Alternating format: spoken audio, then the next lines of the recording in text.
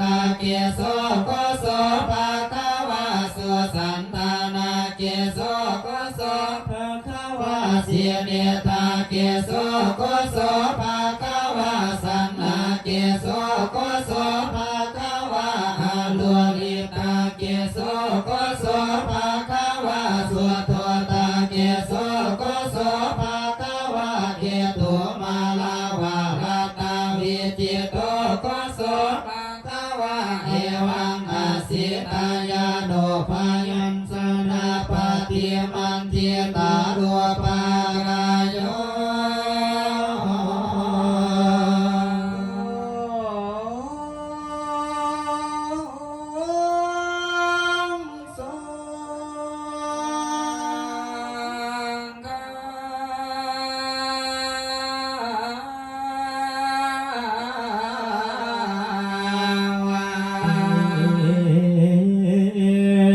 วังสัมพังคาโสภะโนรูปากาโยอาจินตาโยอาจินตาเยสุปัสสนานังวิปากโกปิจินตาโยเอเทนะสัจจวาเสนะพุทโธเวียญาพุทธาโลปัมปิอาปาริมานังมา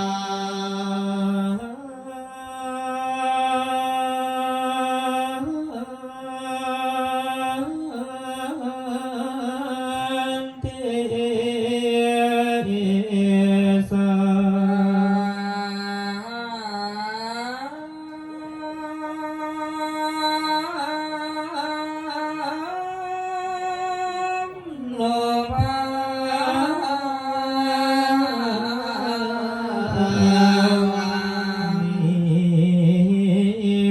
รันตารายังนิโรปาทวังจิราจิติกังภาวะโตยาวา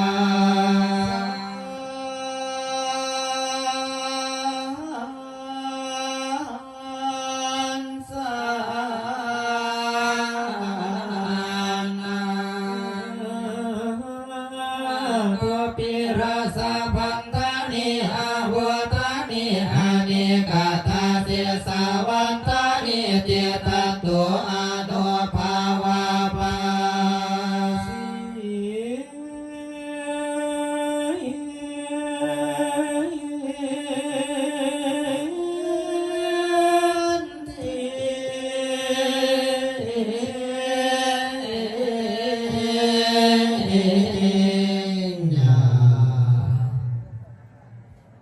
จบพระพุทธคุณต่อไปสูตรพุทธคุณกล่าวบท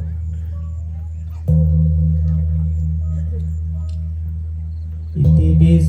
ภะคะวะอะระหังสัมมาสัมพุทโธเวสสาจารณสัมปันโนสุขโตโลกวิทูอนุตตโลปุริสาธรรมสารติสัทธาเทวมนุษสานังภะคะวะติอิติปิโสภะคะวะอะระหังสัมมาสัมพุทโธเวสสาจารณสัมปันโนสุขโตโลกวิทู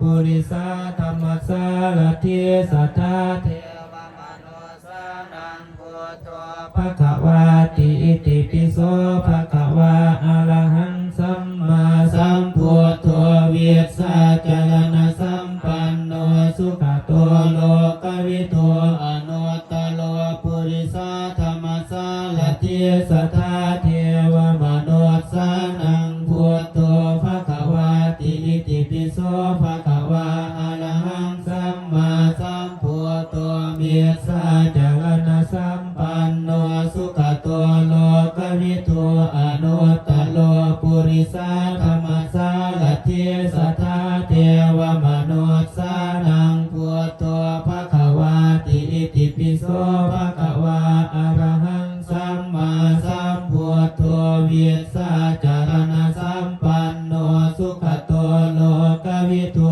อนุตตโลปุริสาธรรมสารทิสัทธาเท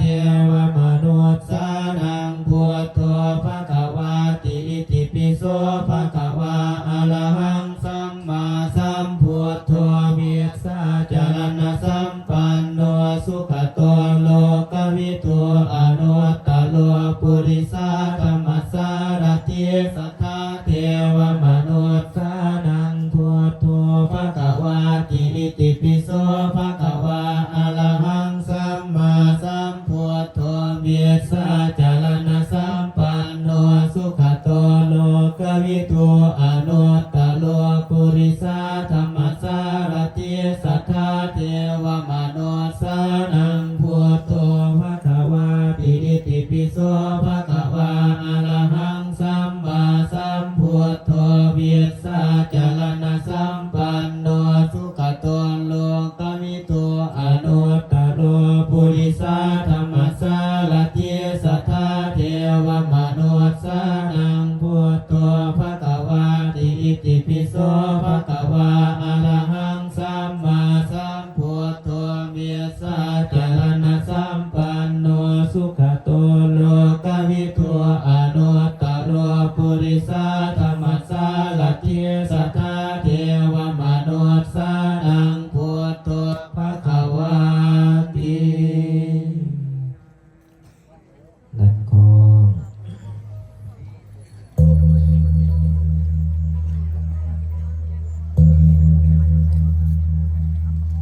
ที่ว่ายกที่หนึ่งผ่านไป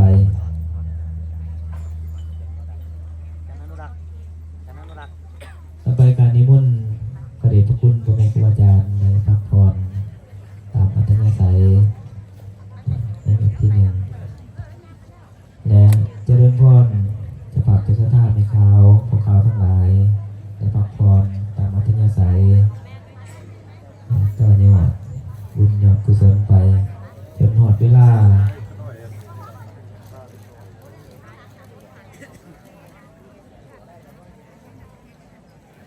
ทั้งคณะกรรมการเพื่อที่จะเวลาตื่นอีกเทื่อหนึ่งเนาะมอบไมโครโฟนในทั้งพิธีกรคณะกรรมการเป็นใช้ทนายต่อไปเนาะในเวลา 10:50 น.ถึงว่าเกือบชั่วโมงที่ห้องนั่งที่ฐานนึงเจริญพรศรัทธาญาติโยมเปลี่ยนอริยบทเข้าห้องน้ำห้องในหรือว่าท่านใดที่ก็จะเดินทางกลับบ้านกลับเรือนมีธุระที่จำเป็นเดินทางพ่ออย่างนั้นพ่อโตไม่ออกสิ่งเนาะอนุโมทนาได้ต่อเนื่องวันนี้แสนดีสาธุบุญคำนำสู่บุญอยู่นำทรงขอให้บุญกุศลนำอยู่นำทรงปกป้องเป็นพอญาติโยมมีแต่ความสุขความเจริญสุขกายสบายใจหมดทุกคนอาสาธา